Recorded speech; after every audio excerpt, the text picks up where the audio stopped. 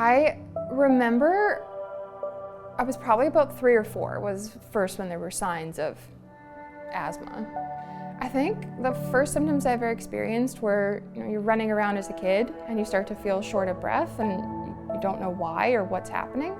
And then we get cooler weather here in Vancouver, and so for me it would start to get cold, and then I would get a really, really bad cough, and it would be this cough down into my chest where it sounded like I was gonna cough up a lung.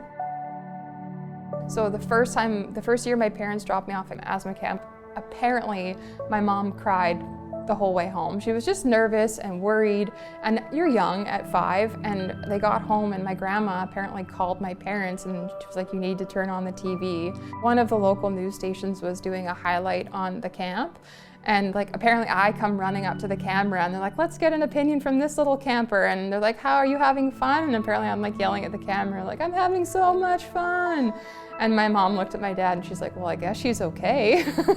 And so I think from that point forward, it kind of gave them peace of mind that they do. It's funny because I was talking with men before as we were looking through the photos, and I do remember using a peak flow meter, learning how to use that, learning how to use an aero chamber, learning how to rinse your mouth afterward, all of these little details that really matter in your asthma experience. And I think learning that information empowered me to know more what was going on with my body, to understand what was actually happening, to then be a little less scared of the moments when things went wrong.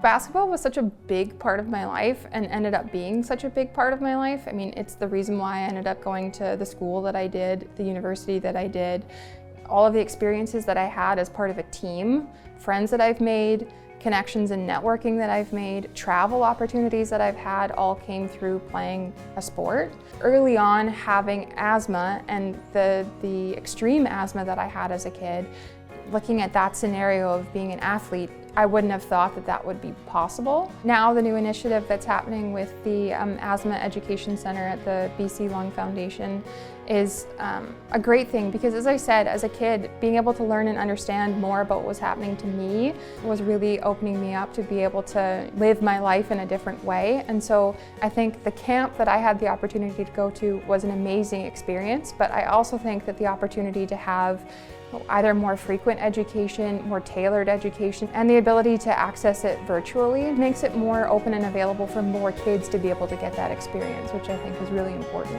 The thing I would impart on people or say to them is just keep pushing forward. Your steps might look a little bit different than other people, but that's okay, and that's probably what it's going to be like forever in life. But same for me with my basketball journey.